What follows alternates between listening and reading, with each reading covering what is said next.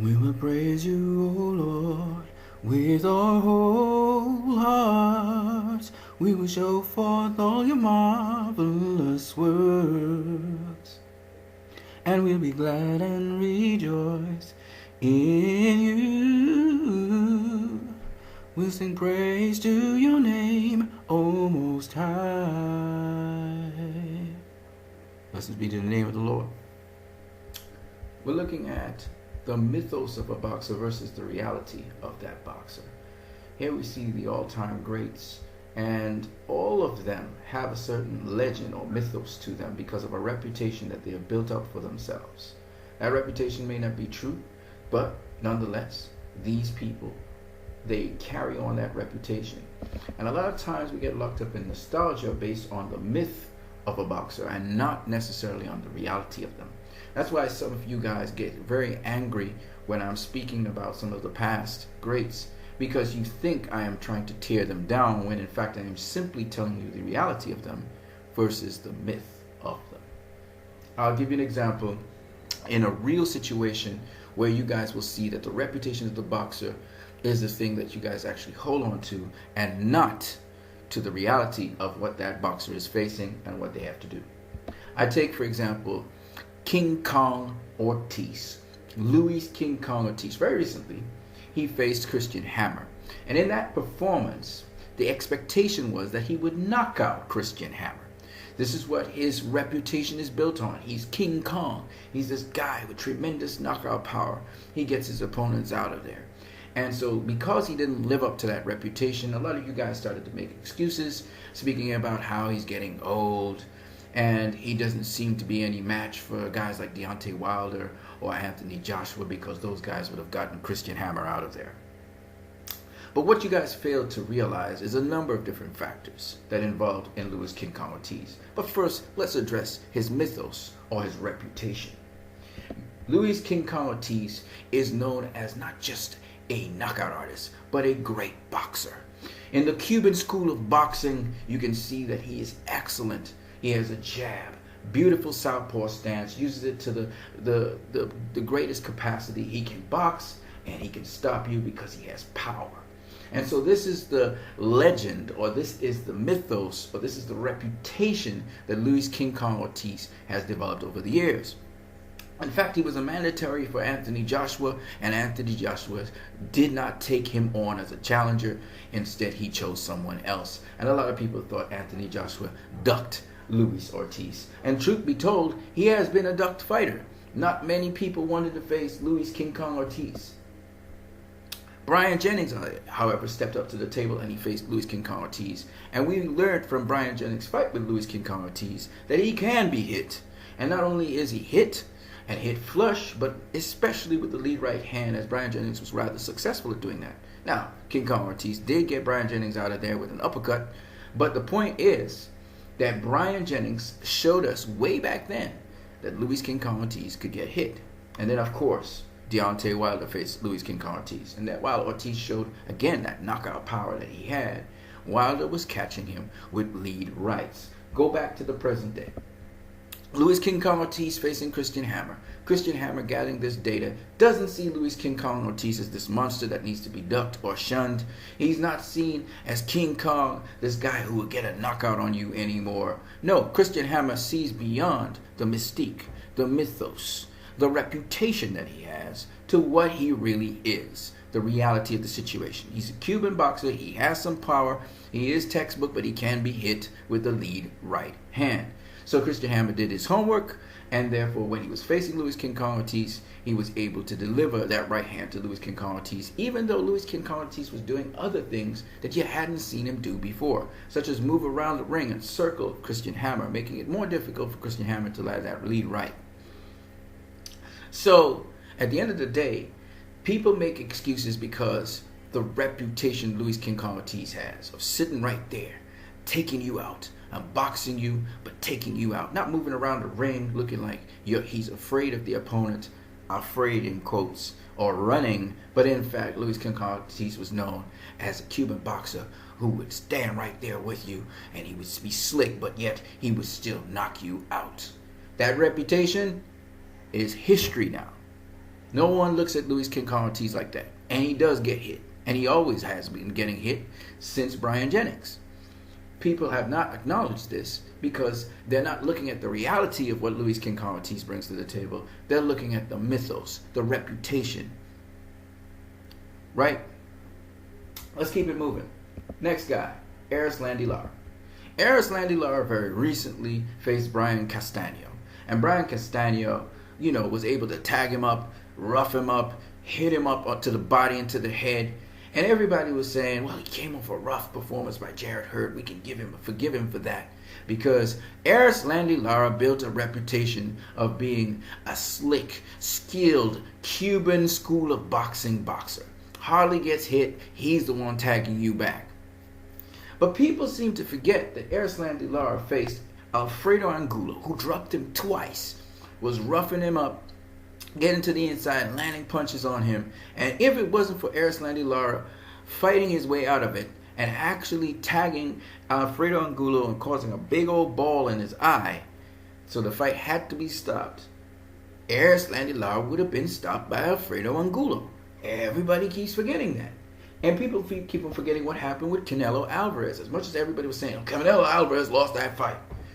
Canelo Alvarez was landing in a lot of body punches on Erislandy Lara. Bust his eye with an uppercut. Erislandy Lara slipped and fell, if you do remember, in the corner because he was tied against Canelo Alvarez. Fast forward to today. Jarrett Hurd, again, same kind of fighter, bringing the heat to the Cuban boxer. Because the Cuban boxer, he uses a stick and move style. That's his thing, stick and move. All right, he don't do really much more than that. Erislandy Lara gets tagged up by Jarrett Hurd. He tries to stand in the trenches, but he still gets tagged up. Eventually, he's dropped. So, we learn that Erislandy Lara's mythos is he's the slick, schooled Cuban boxer. Right? That's the myth behind him. That's the reputation he's developed. Difficult, always avoided Cuban boxer, slick style, good power, right? Because of the Paul Williams fight. Everybody always thought, oh yeah, Erislandy, they never gonna get a fair shake. But he gets exposed by fighters who can bring the relentless pressure and heat on him. And instead of him being able to just sharp shoot and that's it, they actually bring something. And since his style of boxing is to move excessively around the ring, he constantly moves excessively around the ring, he can get tagged. And tagged up real bad because guess what? Erislandy Lara ain't the best inside fighter. That's not his thing. Guillermo Rigondeaux is not the best inside fighter. Luis Ortiz, he's pretty good on the inside, but the other guys are not. So when you see these fighters now, their mystique being removed from them, now you got excuses to make. And all you guys do that time and time again. Adrian Broner is another example. Adrian Broner will get his opponents out of there. Dominant guy. People will say he was a weight bully and blah, blah, blah, blah, blah. That's not the truth. Adrian Broner would pick his shots. He wasn't just a weight bully. It's where he placed his shots. Look how he's placing those body shots on DeMarco. Another wonderful body shot. 2 headshots. Another body shot. Headshot. To the body. To the body. To the head. Beautiful selection of shots. Adrian Broner showing us he's not just your ordinary fighter, okay? He looked very dominant against many different opponents until he faced Marcos Maidana. And when he faced Marcos Maidana, what happened? Marcos Maidana exposed a certain attribute of Adrian Broner, which is that he's a sharpshooter. He will collect data on you and so on, and try and crash you later on in a fight. But he's a sharpshooter, and if you bring that relentless heat on him, you take that heat to him, kind of like Erislandy Lara, kind of like Luis King Kong Ortiz. Guess what happens? Guess what happens? You can take him out, especially because he starts slowly.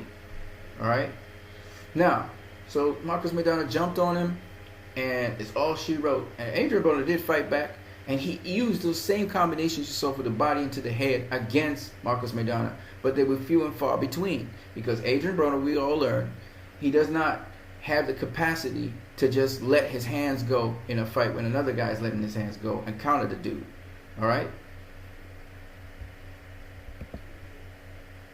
Next guy, Sergey Kovalev, the Crusher. As you can see here, he crushes Nate cleverly with a body shot that brings him down. Man, he beat up this other guy. I forgot what his name is. It begins with C. But anyway, Cedric, right? Knocking him out there. The Crusher. That's what he was known as. Reputation was he's a good boxer and he could fight you and he was technically sound and he beat up Bernard Hopkins, dropping him twice in the fight. That was his reputation. The Crusher, right? That's the mythos. Until Andre Ward broke that mythos. Smack him across the head. First, in the first fight, he knocked down Andre Ward. Andre Ward was working the body. Everybody said Andre Ward didn't win the first fight, right? They said he didn't win the first fight. Well, Andre Ward came back with the same technique, the same strategy in the second fight. And what happened to Kovalev? What happened to Kovalev? Boom. Ward was just bringing the heat as Kovalev was all out of energy now.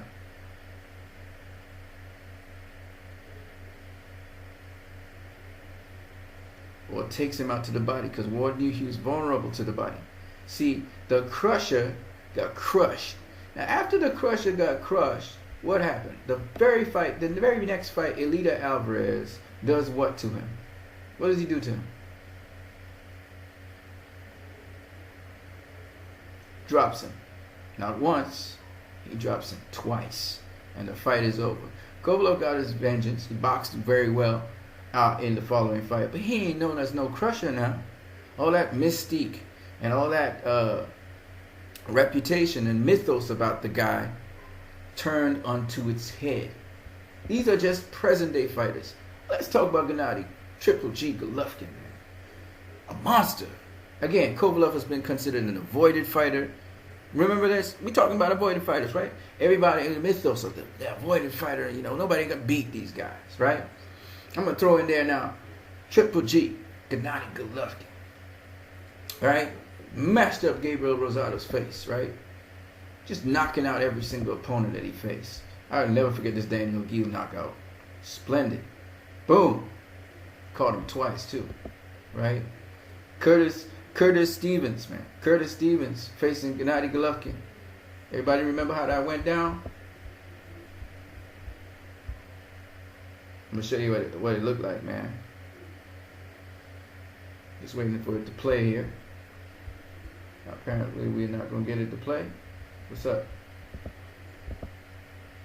Oh, you permanently paused? Well, anyways, I'm just going to do stills if I can. Oh, it's not going to allow me to do stills. Okay, cool. Right. Perfectly placed body shot. Whoop. Uppercut. Body liver shot. Dude goes down. Right? It's considered one of the meanest punches, man. Alright. Until, look, he even brought down Daniel Jacobs, right? With the right. Everybody thought this is all she wrote. Daniel Jacobs was a little bit off balance, too. It's all good, though. But what happened, man? What happened? What happened? Daniel Jacobs two pieces him there. Huh? Gets into a good fight with Canelo. What does Canelo do?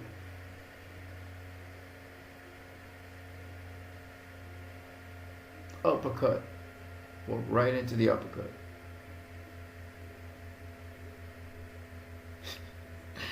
Combinations.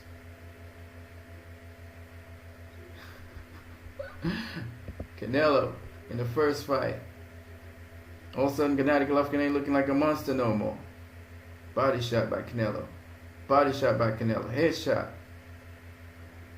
Alright? He ain't looking like a monster no more. Canelo's like, hey man, you ain't coming to fight? Let's fight.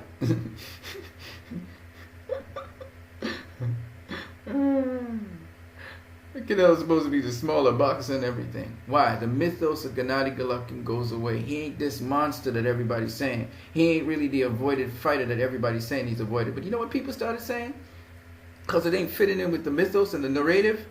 Because Gennady Golovkin is now facing A-level opponents. You know what the people started saying? Oh, he getting old. Gennady Golovkin's getting old. No. Same Gennady Golovkin. He's the same dude that knocked out Matt Tarosian. So we can't go there. We're not going to go there. We're not going to go there. All right? He's not getting old. He's getting his ass beat. That's what's happening. Right? By better opponents. Guys who are not afraid of him and don't see him as no monster. Right? They see him for what he is. The difference between reputation, mystique, and mythos. The mythos of a fighter. Let's keep it moving. I am Mike Tyson. Boom! Bust that dude's jaw open, right? Sheer power. Beat up this dude too. Dude fall like bricks even though he... Boom! Boom! That was Trevor Burbank. But then Buster Douglas said, nah! And destroyed that mystique. Destroyed it. Okay? And Holyfield said, nah! Destroyed that mystique. He could dish it out, but he couldn't take it, man. Couldn't take it at all. Alright?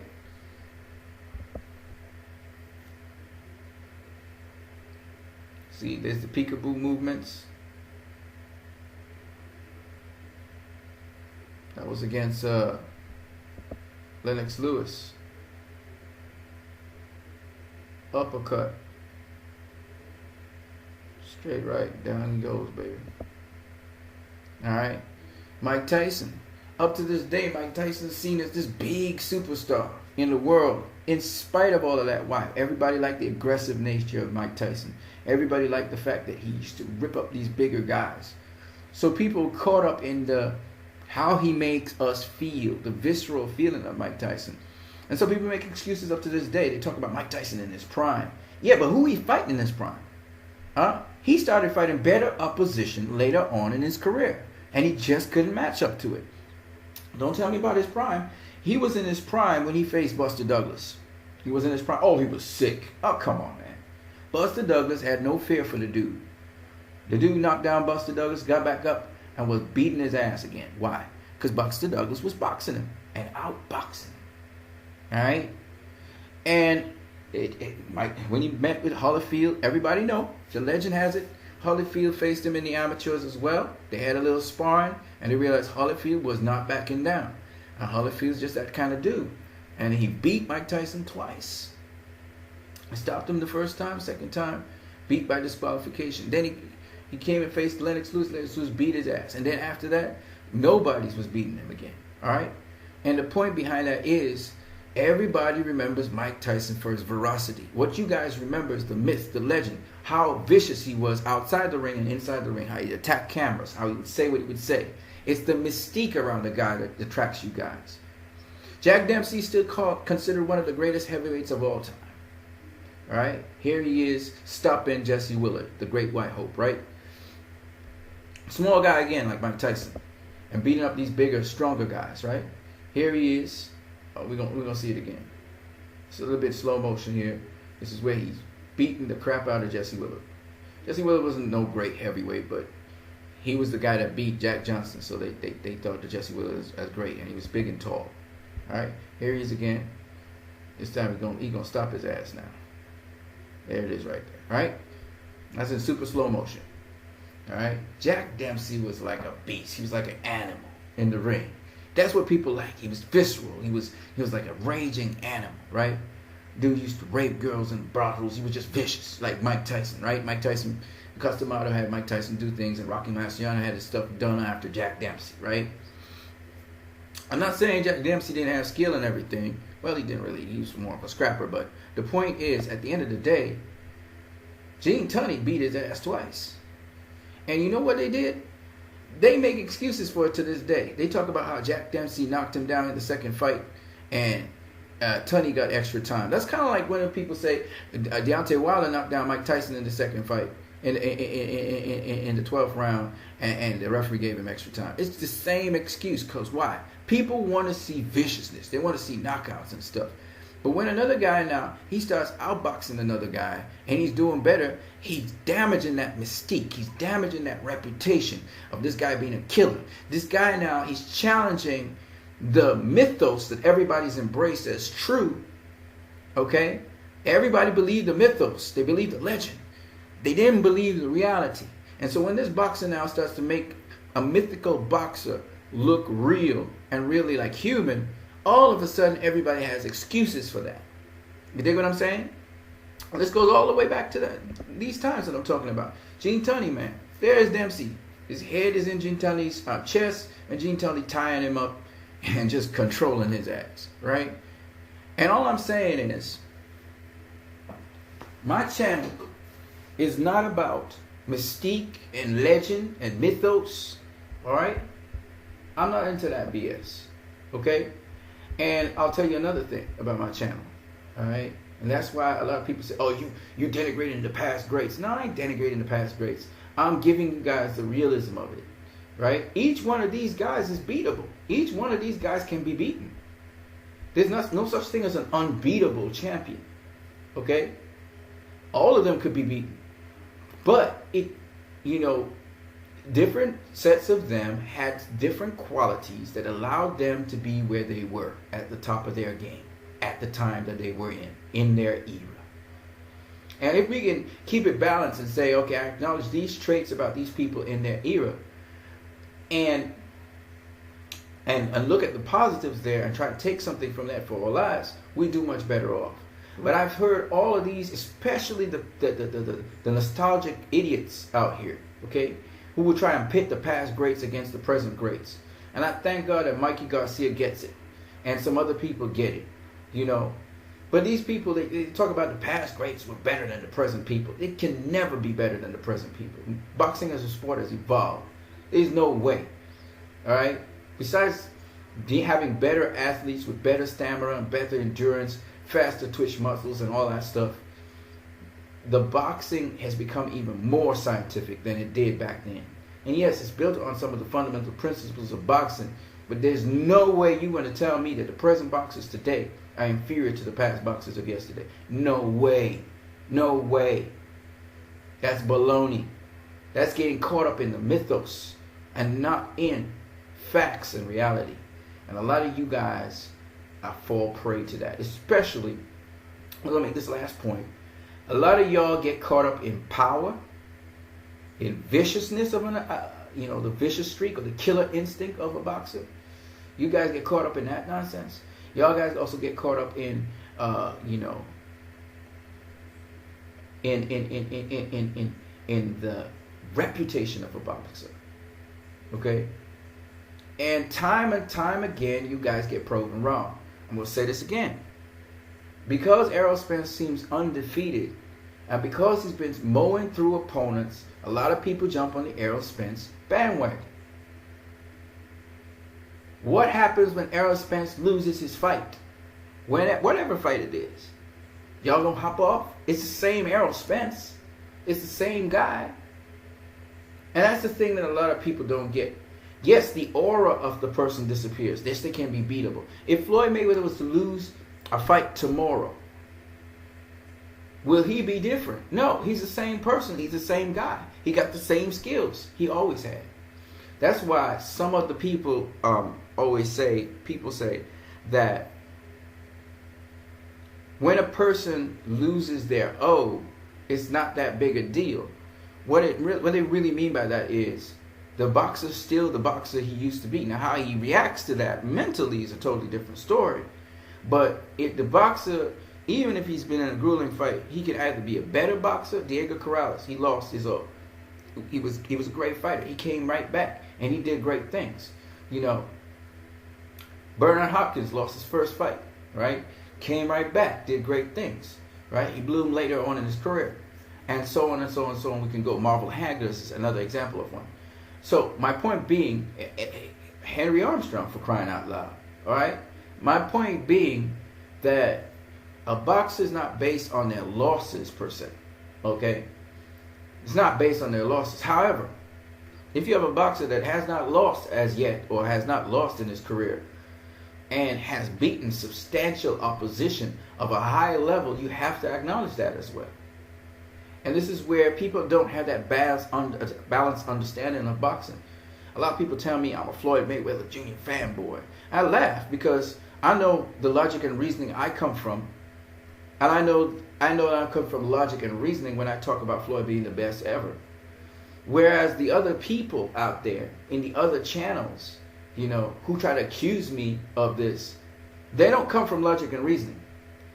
They're coming from this same stupidity that I talk to you guys about. Mythos and legend, about knockouts, about killer instinct and all this bullshit that has very little to do with the reality of what the boxer's facing in the ring the given night. So these people expect these boxers to do this or this or this or this. Otherwise these boxers are declining. Roy Jones Jr. I'm gonna just talk one more. Roy Jones Jr. This dude here, right? Very entertaining boxer, right? But truth be told, they talk about Roy in his prime. Nobody could touch him. Actually, Lou Duval did. Go watch that fight. Lou Duval knocked him down. Dude was like stiff when he fell on the ground. He went on to beat Lou Duval, but Lou Duval touched his ass. And we then learned that Roy Jones Jr.'s chin wasn't quite the chin that we thought it was. He was like an Amir Khan. He was an interesting trick pony. He had physical attributes and physical skills, and he could think fast and stuff. But when it comes to actually being touched on the chin, didn't have it. And so what happened was his chin started to get tested, especially when Antonio Tarver tested that chin. Then Glenn Johnson tested that chin. And then from then on in, lots of people test that chin. Dude always go to sleep. Alright? He always go to sleep once you test that chin. That's what people don't know. Roy Jones Jr., you test that chin, he gonna go down. Now, does that mean that in his prime, he wasn't great? He was great in his prime. People just didn't know. And they didn't know what punch combinations to land on Roy to catch that overhand right. Catch him on the overhand right. That's it. Nighty night. Good night. End of story. You understand what I'm saying? And so, at the end of the day, this is what you got to understand. There are some boxers who shouldn't have lost fights, period. Lennox Lewis was one of them. What was wrong with Lennox Lewis? He was lazy. He got lazy. He got complacent. One of the best heavyweights of all time is Lennox Lewis. Period. Alright? He slip up, and that's when he get knocked out. He come back and avenge his fights. Easy. Easy he avenges fights. So he should never have lost those fights. Alright? And that's the kind of guy I'm talking about. And we can talk about a lot of solid boxers, real solid people, right? You got some of the other people, and all of them done great things, don't get me twisted. But when I talk about the all-time greats, and I start talking about the all-time greats in a very realistic perspective, I hope you guys don't get angry or mad, because you have to understand, if you're gonna hyper criticize the present greats, you better hyper criticize the past greats too. I remember when I can't remember the guy's channel name, was trying to come at me because I was talking about Roberto Duran, and I was giving you guys the reality of it. Now all the other channels started picking up what I was saying all along. Right? Because a lot of y'all out here are sheep. Y'all just follow what people say. Oh, Sugar Ray Robinson was a great fighter. Yeah? Well, I got footage of Sugar Ray Robinson. Alright? And from what I see, he was good. But he ain't no Floyd Mayweather. He ain't no Roy Jones Jr. He ain't no Oscar De La Hoya. Alright? He more like Shane Mosley. I'll give you that. But he wasn't them dudes. Alright? So, a lot of people gave him a lot of credit for certain things because he was the main guy in the day. Yet, he goes and he loses to an English fighter. Oh, everybody say, hey, he's a great English fighter. Yeah, okay, whatever.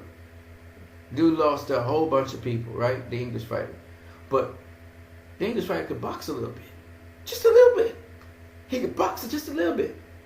Just imagine Charlie Burley got a hold of Sugar Ray Robinson. What would have happened? So it's a mystique built around a fighter. And people heap on praise and heap on praise. And when you have to listen to word of mouth about a fighter, instead of watching them for yourself, you know they're gonna be some bullshit in that word of mouth. People they're gonna exaggerate things and stuff. And the same thing gonna happen with Floyd Mayweather. They're gonna exaggerate him and he was the greatest thing since sliced bread. He wasn't the greatest thing since sliced bread. Okay, they're better fighters than him now. I'm just saying. That's what will happen. We're gonna have somebody better than Floyd Mayweather, much better than Floyd Mayweather. Okay, and that's just how it goes because the sport progresses, evolves. But a lot of people want to hold on to the past and go back into the past. That's baloney, man. Everything must be allowed to change and evolve and move forward. So I hope you guys enjoyed this video. Leave your comments in the comment section below. Like, subscribe, share, and you can also donate via Western Union or MoneyGram. You guys have a good one.